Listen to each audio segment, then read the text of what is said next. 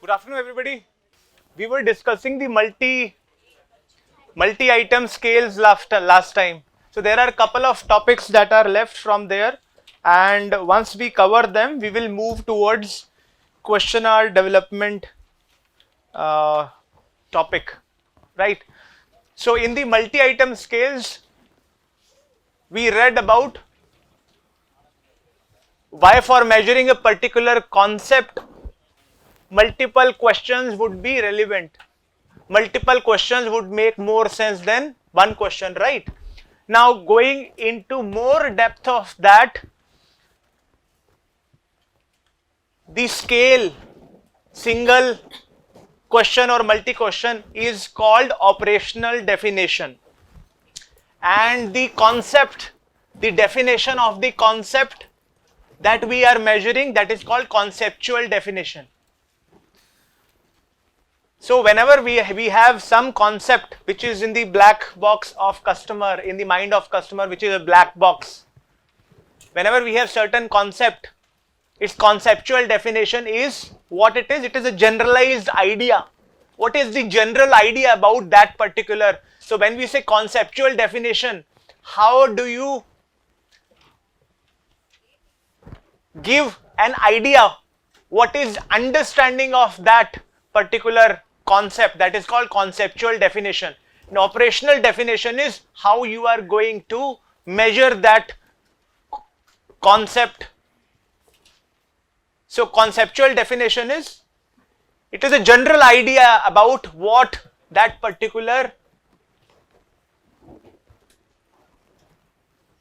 concept is, generalized idea, and operational definition is the way to measure that conceptual definition. So our operational definition should align with the conceptual definition to the minimum, which means it is minimum that it should align. Then it has to be reliable and valid, the operational definition. If it is a multi-item scale, we will see what it is. So I hope you understood these two things. The conceptual definition, let's say we'll take an example.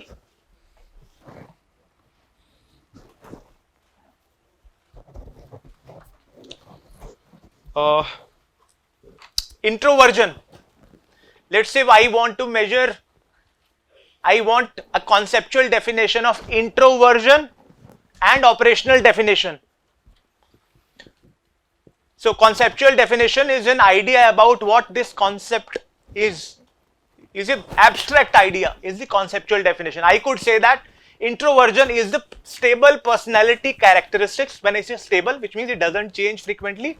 Introversion is a stable personality characteristic in which one feels more ease and comfortable when alone, right? This becomes a conceptual definition. Now what is the operational definition? Operational definition is how I am going to measure it.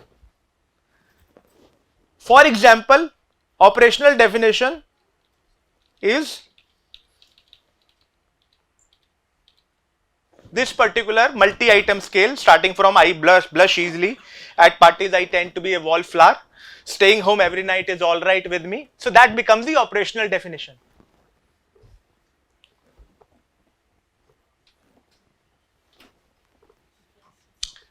Right. Let me take another example, customer loyalty. I can define the conceptual definition. The abstract idea about customer loyalty is, let's say I say that it is the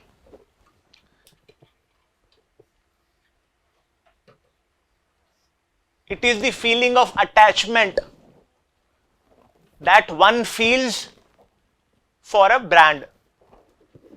It is the feeling of so customer loyalty I am defining, I am giving an abstract idea. It is the feeling of attachment, or somebody could say that it is the feeling of love which one has for a particular brand. Customer loyalty. It could be, again, conceptual definition can be, the definition can be different. So this is, let's say, this is the definition. So what could be the operational definition? There can be multiple operational definitions. One operational definition is multi-item scale. I can ask, If my conceptual definition is of the customer loyalty is the attachment that one feels with the brand, is brand loyalty, is customer loyalty towards a brand, customer loyalty towards a brand. The operational definition, which means how I would measure it, I can put the multi-question scale saying that I feel discomfort when I don't have that brand. Strongly agree to strongly disagree. I refer this brand to my friends to buy. I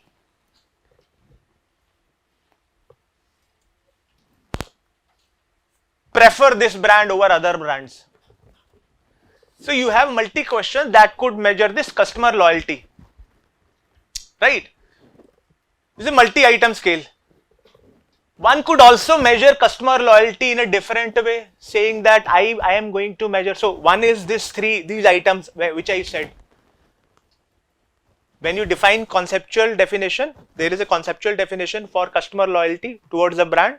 Then there is a operational definition. I said number of items which you can use to measure it. You have to take the average for a particular respondent. The score will be customer loyalty towards that particular brand. There is other way to measure it. Let's say I measure it by asking how many times when you made purchase in that particular product category, you bought the particular brand. If it is always, I would say it is the customer loyalty. So this is, I am using the behavior. I am asking how many times. So this is another way of measuring. This is again operational definition. So there can be different operational definitions for a conceptual definition, and you have to see which operational definition would capture your conceptual definition.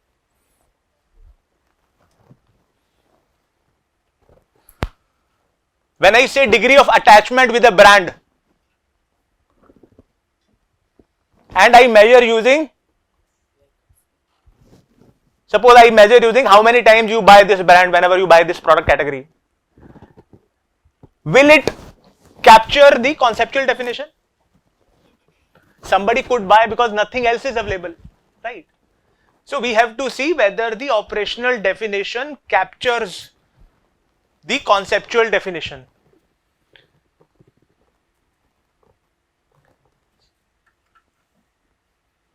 So let's say we have another concept called, let's say, stress in the classroom. Its conceptual definition, abstract idea is the sense of discomfort and unease, mental unease that one feels in the classroom, right? This is conceptual definition, abstract idea, but then you have to measure it. One is you go to the Google Scholar, find out stress in the classroom. How do you measure? Multiple question. What are the multiple questions? There are other ways. Let's say I borrow the BP machine or the heart rate small machine that we were putting for measuring oxygen level, and give it to each one of you, and that will, so somebody who feels a lot of stress in the classroom, the heart rate would be very high. So that is another way of measuring the stress. So for a particular concept, there can be multiple ways of measuring the stress. The operational definition has to be selected keeping in mind that does it align with your conceptual definition. If it does not align, then that is not the right operational definition that you are choosing to measure a particular concept. And even the conceptual definition has to be chosen in such a way that the abstract idea about it is commonly accepted.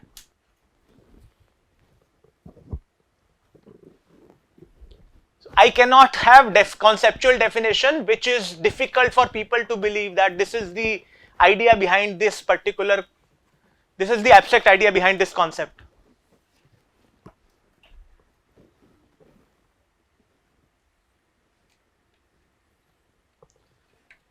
So when you are going to do studies related to market research, marketing, and you are required to do a survey, the first step would be, for your variables you need to define them. There has to be abstract idea has to be written. Only then you will choose the definition, the operational definition, whether you are going to use single item Likert scale, multi-item Likert scale, or other methods. Because that is how you are going to test your hypothesis. You have to measure.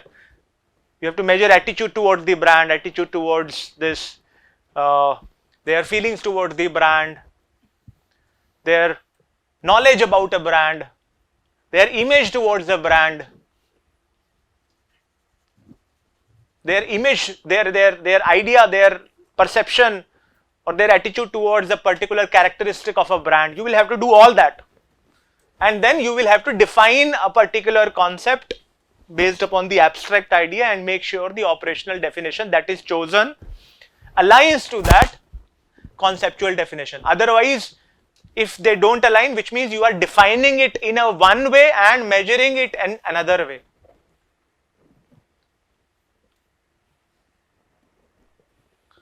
That should not happen. And let me cover the last concept also before we begin the exercise that is given at the back of the sheet. Now, so when you have in step 2 hypothesis written and step 3 you are doing the research design, conclusive research design, right? You will have to make a survey questionnaire for a descriptive research. In your project also you will have to make a survey questionnaire. In survey questionnaire you would know for what concepts you would have to make the questionnaire, because those concepts are part of your hypothesis and research questions. Now before you make the survey questionnaire, you will have to define, you will have to look at their definition. Let's say in step number 2 you would have chosen those concepts from somewhere. What is their conceptual definition? And in that papers itself you will get the operational definition itself. Let's say we were looking at service quality, responsiveness, one of the attribute, one of the constituents of service quality, which was part of the step number 2. In research design, descriptive research design or survey making, when we make the survey in descriptive research design, we will have to put questions to measure responsiveness, which comes as one of your hypotheses. How you would measure? Go back to the same paper, find out how responsiveness, what were the items used, and then include that as a part of your survey. Can you develop multi questions on your own for a particular concept? You can develop, but they would not be reliable and valid. So better to use a consulting report or a research paper where the multi-item measure is already there. If you are not going to use multi-item measure, you can use other ways of measuring the same conceptual definition. As I said, for measuring the stress, you need not always give the Likert scale. You can give the machine and look at the heart rate for everybody in the class, and you would be able to measure stress that way also, provided you know how to look at the heart rate for stress indication.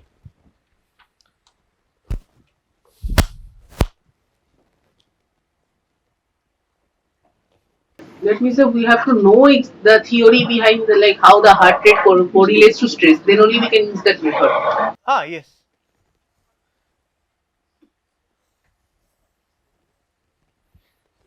So let's say you want to measure this concept. Let's say you want to measure this particular concept. Graphically, let's say there is some, this is a particular concept you want to measure. And you have, let's say 4 arrows.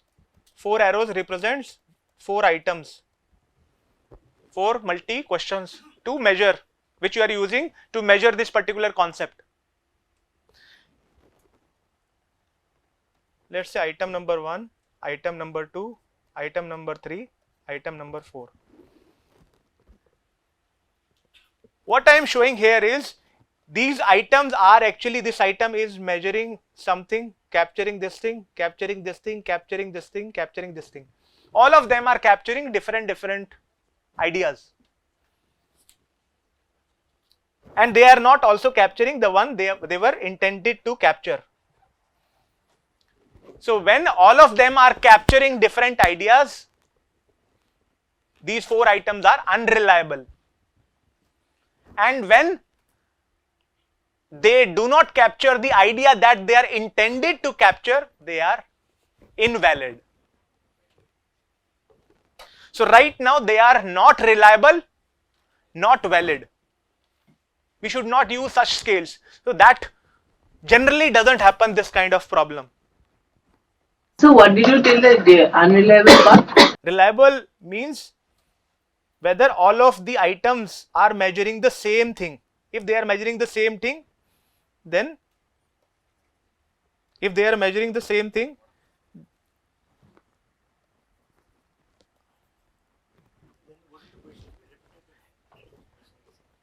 that's what, if that's what, when we develop a scale, we capture different, let's say introversion. For introversion, you look at the different items, the different questions that we put.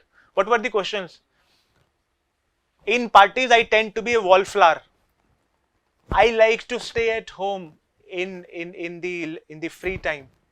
So all of these questions are actually true of somebody who is introvert. So there will be correlation, right? So when we develop a scale, we look at different behaviors, but all of them are correlated. Somebody you want to see,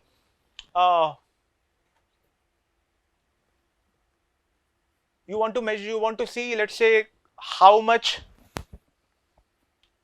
alcohol somebody has consumed.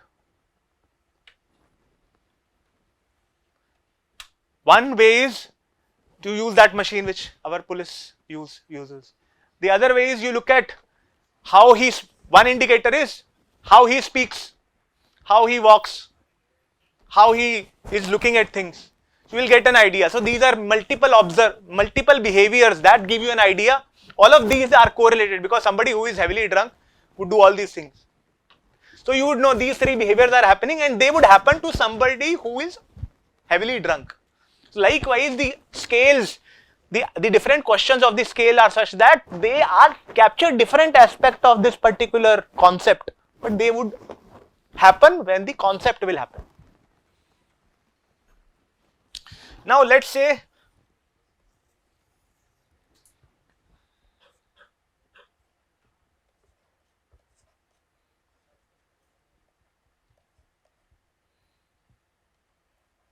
these are 4 items. Now they are measuring the same thing, but they are not measuring what they are intended to measure.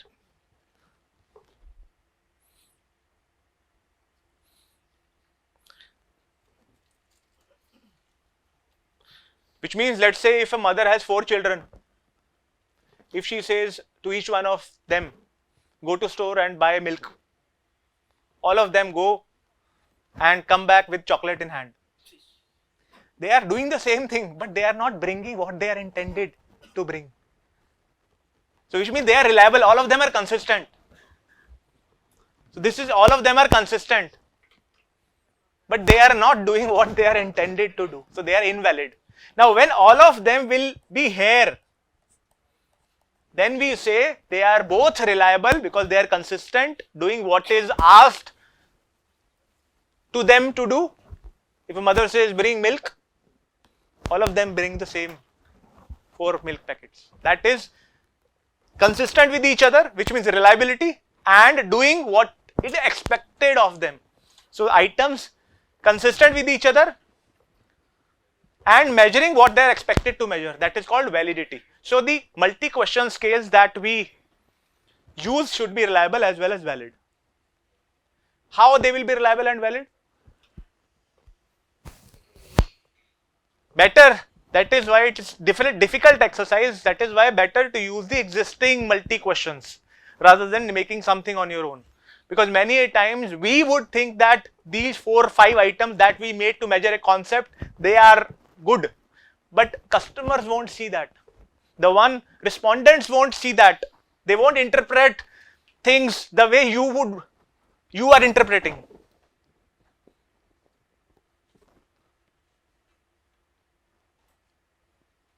Let's say you have one statement that Coca-Cola distribution is adequate. For you, because you are a business student, you would know Coca-Cola distribution. Coca-Cola everybody understands. Distribution you would understand because you are studying marketing. Is adequate. So adequate is a common English word, right? Now you go outside, you ask this question to a customer just because Coca-Cola has given you your assignment to find out whether our the P placement P is doing well. So you ask a question to a respondent. Your question is Coca-Cola distribution adequate? First of all, he will, let's say, it is translated also in different languages, right? Now, distribution is a word that only not everybody would know, and even in other departments also, if you ask this question, they would not understand it. Coca-Cola distribution? Who is distributing? Let's go. Is adequate? Where? Where is it adequate? Is somebody distributing Coca-Cola? So you will have to use a more simple question, which is understandable not only by you, but mostly by your customers. So that is the problem that happens when you write the questions, items on your own, thinking that you are able to understand, your respondents would be able to understand, but they may not.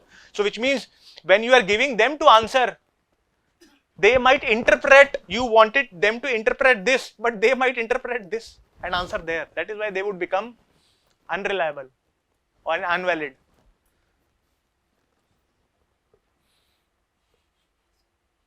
That will happen, that very common. In every day also, your friend is saying something, you interpret it a different way, and both are happy because you have communicated, he or she knows, okay, he or she has understood. If it is just a normal, casual, everyday conversation, nothing important. If it is a very serious one, then implications would be there, right? So this is it about the multi-question scales, and they are very, very important, especially attitude, knowledge, beliefs, feelings, every concept in you web that you would see in marketing can be measured through multi-question scales. Psychometrics in the human resources, in psychology and everything. This is all psychometrics. Multi-question scales are about they are psychometric evaluation. You will have to use them a lot. Now there is an exercise at the back of the worksheet regarding 2 concepts, happiness and self-esteem.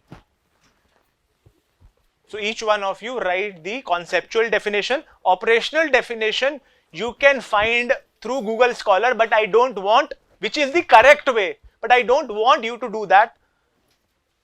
You can write some items on your own, but the correct way is you go to Google Scholar and get the items and write it. If you have access to your phone,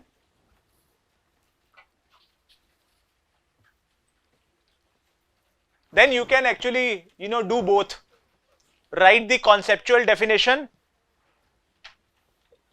either on your own or looking at a paper, and write the operational definition for 2 concepts. I would be happy if you write the conceptual definition, which means abstract idea, on your own, and write the operational definition from the paper. Whatever is your choice, but the idea is, the best way is to look at the papers, go to Google Scholar or some consulting report where the conceptual definition is also given and operational definition is given. The choice is yours, but this is just a exercise. The best one, as I said, you go to the report, see what is the conceptual definition, see what is the measure, and write that. That is the best way. If you have difficulty in getting that, you can try to write the abstract idea conceptual definition on your own and the operational definition also on your own. Although I have already told you, cautioned you that the multiple questions that you are going to write, they will not be reliable and likely not be reliable and valid. You will have to submit this worksheet to me at the end of the class. See, sometime back, brand equity did on brand trust. There, if I think go year back, you will have a issue, brand equity issue on brand trust, where they hire a market research agency, and this was a report on India's 100 trusted brands, and they measured brand trust, conceptually defined it, put down the items, did the survey across cities, and the results were given on brand equity. So if you happen to work for a media firm and you are given such a task, you know how to do it. No, happiness in Hindi, in let's say Hindi speaking areas, one could actually measure happiness just with a single phrase. You know, there are different ways to measure. One can write in English, one can, if it is a Hindi speaking area where people understand Hindi, you know this is the right phrase to measure it. Why not? But this will be one item, like. And happiness can be, somebody would say it is a short term, then their conceptual definition will be different. Somebody would say long term. What is happiness, whether it is long term, short term, your conceptual definition should capture it, and operational definition should align with that conceptual definition.